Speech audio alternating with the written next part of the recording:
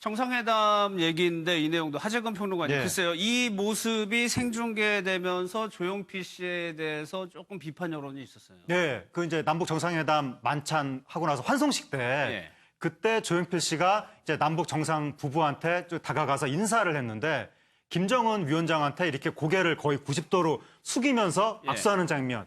그 다음에 그 이설주 여사한테도 고개를 숙이면서 허리를 굽히면서 인사하는 장면이 나와가지고 이게 굴효가 아니냐 이런 식으로 크게 논란이 된 건데 사실은 조용필 씨가 북쪽 사람들한테만 허리를 숙인 것도 아니고 문재인 대통령 부부한테도 똑같이 그렇게 인사를 했고 원래 조용필 씨가 누구한테 인사를 할 때 허리를 그렇게 굽히면서 인사하는 게 기본적인 조용필 씨의 방식이고 예. 또 조용필 씨는 이 박정희 대통령 전두환 대통령 시절에 10대, 20대, 30대를 보낸 분이거든요. 그러니까 최고 권력자에 대한 극진한 예우가 몸에 밴 분인데 뭐 그걸 가지고 또 뭐 굴욕이다 뭐다 이렇게 말을 하는 게 예. 그러니까는 우리 국가를 대표해서 외국 정상을 만나는 정부 요인이나 정치인이라면 우리 국가를 입장을 생각해서 꼿꼿이 서서 악수를 해야 되지만 예. 민간인은 자연스럽게 예의를 차릴 수 있는 건데 너무 민감하게 사람들의 조용필 씨를 이번에 예. 조금 논란을 세운 것 같습니다. 예. 이게 그 조용필 씨가 그 만약에 이 권력자나 힘 있는 사람, 돈 많은 사람들한테만 저렇게 인사를 했다라고 하면 아마 국민들의 비판이 정당할 겁니다. 일부의 예. 비판이. 그런데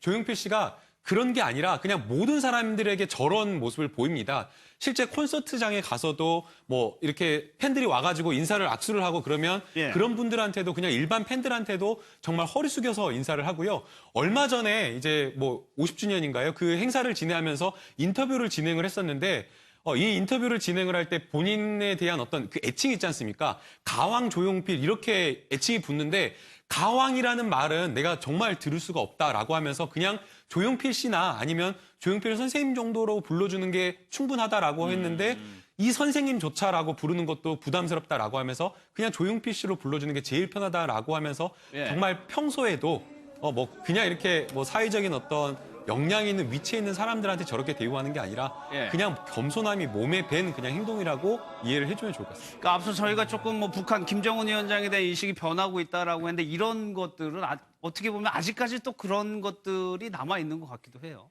그러니까 이제 어떻게 보면은 이번 남북 정상회담 부분을 전체적으로 보면서 좀 비판적으로 보려고 하는 입장에서 봤을 때 저런 부분이 눈에 띄인 거죠. 눈에 띄인 거고 전체적인 맥락 속에서 그 장면을 바라보지 않고 그 장면만 가지고 뭔가 거기에 이제 의미를 부여하려고 했을 때 여러 가지 아까처럼 이제 왜 그 조용필 씨가 거의 90도로 그렇게 허리를 숙였나 예.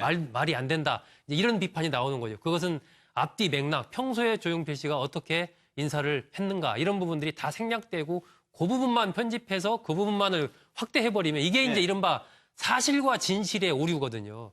사실을 마치 진실인 것처럼 하는 이런 경우들이 그렇게 드물지 않고 하기 때문에 우리 시청자분들께서 어떤 사안을 볼 때 전체적인 맥락 속에서 종합적으로 사안을 좀 봐야 된다. 그렇기 때문에 예. 이것이 이 사실 하나하나에 너무 큰 의미나 그걸 확대 과장할 필요는 없고 전체 하나의 어떤 것이 진실인가라는 부분에서 좀 더 좀 천천히 이렇게 좀 뭐랄까 토봐보면서 사안 자체를 그렇게 좀 해석하는 자세가 필요하다고 봅니다. 저도 한마디를 해야겠는데요. 일단 조용필 씨는 사인입니다. 본인 개인의 의사예요. 본인이 90도로 인사를 하든 30도로 인사를 하든 그건 본인이 하는 겁니다. 예. 아까 하재근 평론가도 지적을 했습니다만 국가를 대표하는 사람도 아니고 무슨 직책을 맡고 있는 사람이 아니잖아요. 저분이 평소에 인사하는 대로 인사하는 걸 가지고 문제를 삼으면 이게 무슨 굴욕 외교입니까?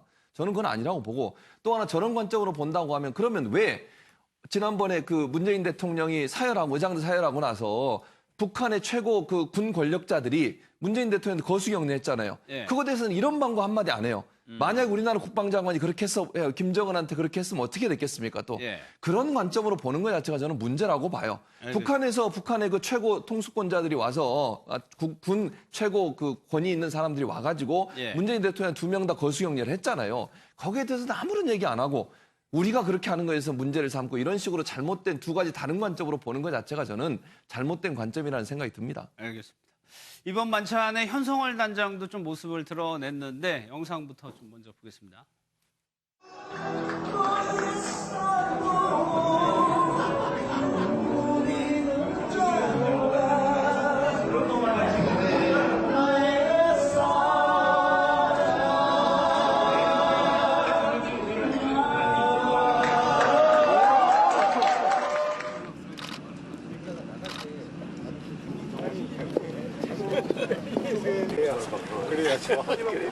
사실은 지금 가운데 서야죠. 글쎄, 쉬시라고 그리시면 잘 갔다 오십시오. 또 만나요. 예. 다시 만납시다.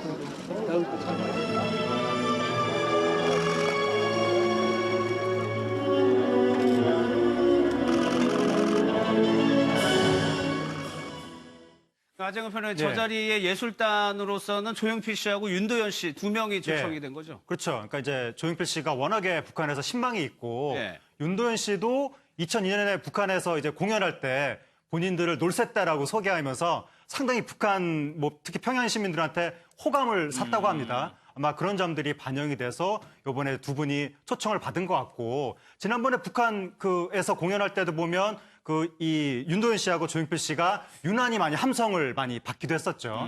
그래서 윤도현 씨가 그때 함성을 받았던 남자는 배 여자는 항구, 예. 나는 나비 이런 노래들을 이번에 불렀고 조용필 씨가 그때 노래를 부르기도 전에 시작할 때부터 함성을 받았던 노래가 그 겨울의 찻집이었거든요. 예. 북한에서 그거 이번에 다시 불렀고 그리고 상당히 그 조용필 씨와 현성월 단장이 친숙해졌다라고 느낄 수 있는 것이 그러니까 북쪽에서 현성월 단장이 먼저 조용필 씨한테 우리 듀엣으로 같이 하자고 만찬장에서 네. 노래를 불렀었는데 이번에는 조용필 씨가 먼저 현성월 단장한테 듀엣하자고 이게 친숙하지 않으면 사실 북한 사람들한테 우리가 거리감이 있기 때문에 조심스러워서 저렇게 미리 짜여지지 않은 급작스러운 그 어떤 제안을 못할 텐데 갑자기 듀엣을 하자고 할 정도로 상당히 북쪽에서부터 친숙한 어떤 그 관계를 이어왔다. 네. 이게 이번에 나타난 것 같습니다.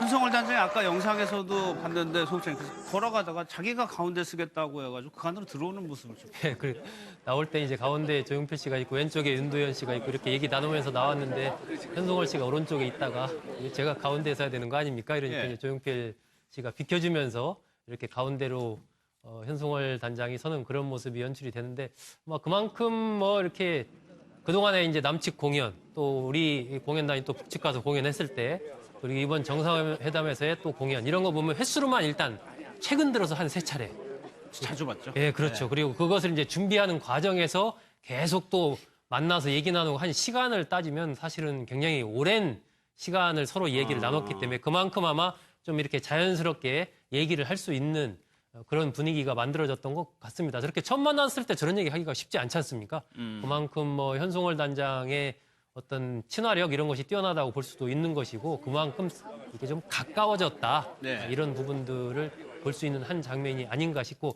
한 가지 말씀드리고 싶은 그런 부분은 있어요. 그러니까 우리 국민들이 보는 다양한 시각 중에 약간 민감하게 이제 볼 수 있는 부분들이 몇 가지가 있어요. 예를 들면 북한 관련된 부분이라든지 일본과 관련된 부분이라든지 어떤 성평등과 관련된 부분 이런 부분들은 말을 할 때나 행동할 때 굉장히 조심할 필요가 있는 것이거든요. 화면에 비치는 분들은 그렇기 때문에 아까 이제 조용필 씨 같은 경우도 인사가 평소에 이제 조용필 씨가 계속 그렇게 이렇게 허리를 깊이 굽히는 것을 했다고 하더라도 약간은 주변에 조금 그런 이른바 사회적인 감각이 있는 참모나 누가 있었으면 이번에 가셨을 때는 조금만 굽히세요. 뭐 이렇게 좀 조언을 했으면 네. 저런 구설 자체에도 휘말리지 않았을까 하는 그런 아쉬움이 좀 생각이 듭니다. 또 하나 만찬에서 환송 공연이 한 7, 8분 했는데 있었죠. 그 장면도 굉장히 인상적으로 인상적이었죠. 아니 사실은요. 그날 하루가 쫙 펼쳐졌지 않습니까? 예. 그걸 보면서 저는 두 정상이 그런 생각이 들었을 거예요. 아, 내가 오늘 하루 동안 저런 일을 했구나. 그리고 우리가 해냈구나 하는 그런 마음이 들었을 것 같고 하루를 쭉 돌아보면 우리가 일반적으로도요. 갈등이 있는 부부 같은 경우에 해결하는 방법이 뭔지 아세요? 예전에 좋았을 때 찍었던 사진 보는 거예요. 그러면서 옛날 추억을 정말 이거는 이제 치료의 방법이거든요. 그래서 그 옛날에 좋은 기억이 있는 그 장소에 찍었던 사진 보면서 그때 추억을 되새기면 관계가 회복되는 그런 치료 방법이 있는데 어쨌든 하루 동안 있었던 그 파노라마처럼 흘러가는 그 장면들을 보면서 제가 볼 때는 예. 두 사람 다 참 그 뭐랄까요 서로가 서로에 대한 어떤 그 믿음 이런 부분도 강해졌을 것 같다는 생각도 들고 저걸 또 저렇게 단시간 안에 만들어 놓은 것에 대해서 김정은 위원장 입장에서는 감동됐을 거라는 생각도 들고요. 그래서 저런 모습 하나하나가 사실은 우리가 회담을 준비하면서 아주 세밀하게 여러 가지를 준비했잖아요. 도보 그 다리에서 마지막에 벤치를 놓고 거기서 얘기 나눌 수 있는 기회를 준 것도 마찬가지고 그러니까 디테일한 부분들을 정말 세심하게 준비했다는 것들이 결국 이번 회담이 성공적으로 끝나고 또 참석한 사람들이 결국 감동을 느낄 수 있는 그런 전체 프로그램을 잘 만들었다는 점에서 예. 성공적인 어떤 회담이었다라고 볼 수 있는 요소라고 봅니다. 그걸 기획한 게 탁현민 행정관 아니겠어요? 네, 탁현민 행정관이 그것을 전부 다 기획을 했다라고 하고요. 사실 탁현민 행정관 같은 경우에는 문재인 정부가 출범하고 나서 본인이 썼던 책의 어떤 내용 때문에 하차해야 되는 거 아니냐, 사퇴해야 되는 거 아니냐라는 그런 비판도 받았었는데 사실 이번에 모든 행사, 그러니까 남북 합동 공연이라든지 뭐 청와대와 관련된 여러 가지 의전에 있어서 너무나 탁월한 어떤 능력을 보여주다 보니까 예. 오히려 지금 현재는 국민들이 많은 지지를 보이고 있는 것 같고요. 사실 그 전에 어떤 의전 비서관이라든지 어떤 공연이라든가 행사를 기획한다라고 하면 화려하게 하거나 아니면 유명 인사를 초청해가지고 하는 그런 모습들을 보여줬는데 탁현민 행정관이 칭찬을 받는 부분 중 하나가 예. 어떤 그런 화려함이나 이런 것들을 어떤 챙기는 것보다는 그런 것이 아니라 오히려 하나하나 소소한 것들, 마음의 어떤 진정성이나 진심을 담아가지고 행사를 기획하려고 해서 그 마음, 그 정성이 받는 사람으로 하여금 그것을 느끼게 해가지고 보는 사람도 굉장히 감동하게 하는 그런 데에 탁월하다라고 해서 사실 이번에 있어서 어떤 과거에 있었던 논란을 본인의 어떤 능력으로서 확실하게 잠재우는 그런 모습을 보여준 게 아닌가 생각이 듭니다. 마지막으로 좀 차인표 씨 얘기를 한번 좀 해볼게요. 하정우 평론 글쎄 네. 인생관이 바뀌는 계기를 좀 설명을 했어요. 예, 그러니까 이제 차인표 씨가 그 어느 예능 프로에 나왔는데 차인표 씨가 어떻게 살아가는지를 그 예능 프로에서 다 보여준 거죠. 예. 거기에 차인표 씨의 일과표가 나왔는데 아. 일과표 중에 right now, 지금 당장이라고 돼 있는 부분이 있는 거예요. 그래서 이제 다른 출연자들이 이 right now는 뭐냐라고 물어보니까 이제 차인표 씨 얼굴 표정이 좀 이렇게 흔들리면서 예. 동생 얘기를 한 거죠. 그러니까 차인표 씨가 이제 삼형제인데 동생이 MIT 경제학과를 나와가지고 아, 재원이었군요. 굉장히 재원이었죠. 앞날이 아주 총방받는 국제금융인으로 클 거라고 당연히 생각을 했었는데 암으로 일찍 세상을 떠났고 예. 마지막에 그 6개월 정도를 이제 집중적으로 이제 투병을 할 때 이 차인표 씨가 그 일을 다 그만두고 간병을 할 정도로 그렇게 예. 형제간의 이제 우애가 돈독했었는데 동생을 그렇게 떠나보내고 나서 아, 내가 동생을 마음으로는 정말 크게 생각을 했지만 애가 살아있을 때 사랑한다라든가 이런 마음의 표현을 한 번도 해주지 않은 것이 후회가 되고 그래서 동생을 그렇게 보내고 나서 이제 더 이상 나는 내가 해야 될 일을 미루지 않아야 되겠다. Right now. 지금 당장 해야 되겠다. 그래서 하루 일과표 중에 right now 시간을 반드시 적어놓고 내가 그동안 미뤄온 것이 뭐가 있나. 그러니까 이 지금 당장 해야 될 것은 반드시 해야 되는 그 어떤 타이밍을 정해놓고 예. 일생을 지금 살고 있다. 이렇게 내 생활관이 바뀌게 된 게 바로 동생의 죽음이다. 이렇게 예. 설명을 한 겁니다. 좋은 얘기네요. 그러니까요. 미루지 말고 후회되지 않게. 그러니까요. 예. 다른 것보다 이게 동생한테 사랑한단 말 한마디 못하고 떠나보낸 게 너무 가슴이 아픈 거예요. 그러니까 저는 그렇게 생각해요. 우리가 늘 그게 익숙하지 않잖아요. 가족한테 뭐 남편은 와이프한테 또 자녀들한테 사랑한다 안아주고 허그해주고 이런 부분들이 우리는 되게 어색해하고 말하기를 싫어하잖아. 소중석 부장도 이제 오늘 부인 되시는 분한테 사랑한다고 얘기하고 표현하고 예. 미루지 마시고 매번 하면 결국 사랑이 더 돈독해지지 않겠습니까? 그런 차원에서 본다고 하면 차인표의 저런 자세는 결국 우리 사회가 좀 더 발전적으로 갈 수 있는데 좋은 귀감이 되는 모습이라는 생각이 듭니다. 알겠습니다. 여기까지만 하도록 하겠습니다. 오늘 준비한 내용은 여기까지입니다. 마무리하겠습니다.